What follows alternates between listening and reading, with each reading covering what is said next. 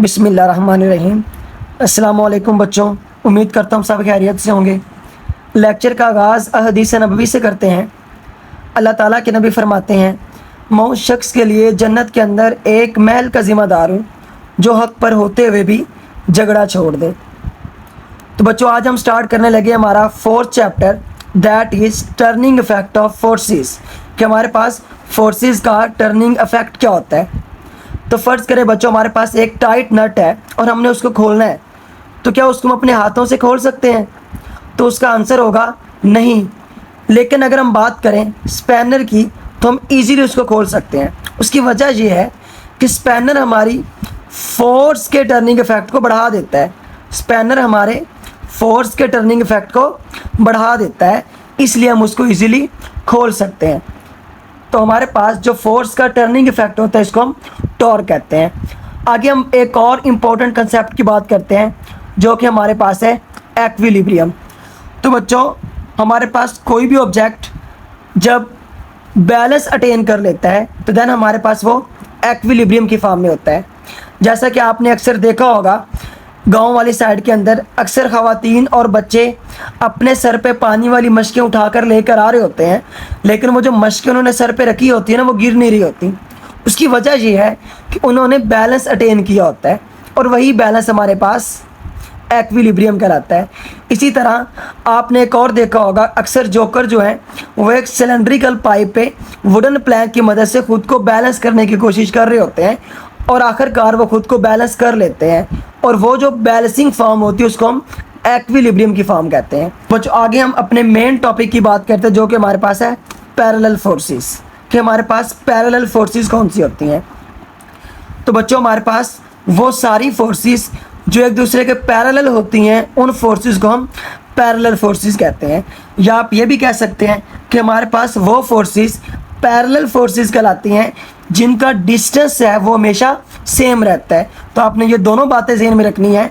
ऐसी फोर्सेस जो एक दूसरे के पैरेलल होती हैं, वो भी हमारे पास पैरेलल फोर्सेस कहलाती हैं, या वो फोर्सेस जिनके दरमियान हमारे पास डिस्टेंस हमेशा कांस्टेंट या सेम रहता है, वो भी फोर्सेस हमारे पास पैरेलल फोर्सेस कहलाती हैं। तो यहाँ पे आप देख सकते हैं, हमारे पास ये एक फोर्स है F1 और दूसरी हमारे पास फोर्स है F2, और आप देख सकते हैं कि इन दोनों के दरमियान जो डिस्टेंस है वो सेम है। इसी तरह आप ये भी फोर्स दे सकते हैं जो कि हमारे पास वर्टिकली फोर्सेस हैं, तो आप देख सकते हैं कि इस फोर्स का इस फोर्स से डिस्टेंस भी सेम है। तो ये हमारे पास फोर्सेस पैरेलल फोर्सेस कहलाती हैं।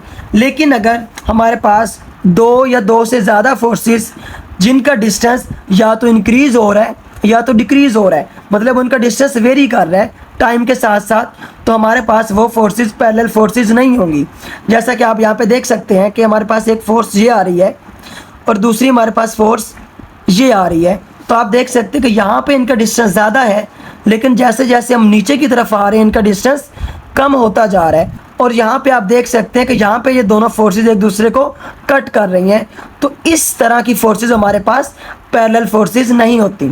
पैरेलल फोर्सेस हमारे पास होती वो हैं जो या तो एक दूसरे के पैरेलल होती हैं, और दूसरा उनके दरमियान जो डिस्टेंस होता है वो हमेशा सेम रहता है। आगे बच्चों हम बात करते हैं हमारे पास लाइक पैरेलल फोर्सेस, कि हमारे पास लाइक पैरेलल फोर्सेस कौन सी होती हैं। बच्चों, वो सारी फोर्सेस हमारे पास लाइक पैरेलल फोर्सेस कहलाती हैं जो पैरेलल भी होती हैं और उनकी डायरेक्शन भी सेम होती है। तो यहाँ पे आप देख सकते हैं कि हमारे पास एक फोर्स F1 है जो हॉरिजेंटली राइट साइड की जानब जा रही है, और एक हमारे पास फोर्स F2 है, वो भी हमारे पास हॉरिजेंटली राइट साइड की तरफ जा रही है। अब ये दोनों की डायरेक्शन भी सेम है और ये दोनों हमारे पास फोर्सेस पैरेलल भी हैं। तो इस तरह की फोर्सेस हमारे पास लाइक पैरेलल फोर्सेस कहलाती हैं। तो बच्चों, आगे आप देख सकते हैं यहाँ पे हमारे पास एक और एग्जांपल है जिसके अंदर दोनों फोर्सेस हमारे पास वर्टिकली डाउनवर्ड एक्ट कर रही हैं। अब आप देख सकते हैं कि दोनों की डायरेक्शन हमारे पास डाउनवर्ड है, सेम है, और हमारे पास जो दोनों फोर्सेस हैं वो पैरेलल भी हैं। तो ये दोनों कंडीशंस पूरी हो गई, तो इस तरह हमारे पास ये भी फोर्सेस लाइक पैरेलल फोर्सेस कहलाएंगी। आगे हम एक और एग्जांपल देख लेते हैं। यहाँ पे एक बॉक्स पड़ा हुआ है और इस बॉक्स पे हम चार फोर्सेस इकट्ठी लगा रहे हैं, और देखिए हमारे पास ये चारों फोर्सेस एक दूसरे के पैरेलल हैं और एक ही डायरेक्शन में है। तो इस तरह की फोर्सेस हमारे पास लाइक पैरेलल फोर्सेस कहलाती हैं। तो बच्चों आगे हम बात करते हैं अनलाइक पैरेलल फोर्सेस कि हमारे पास अनलाइक पैरेलल फोर्सेस कौन सी होती हैं। तो हमारे पास वो फोर्सेस अनलाइक पैरेलल फोर्सेस कहलाती हैं जो हमारे पास होती तो पैरेलल हैं लेकिन उनकी डायरेक्शन ऑपोजिट होती है।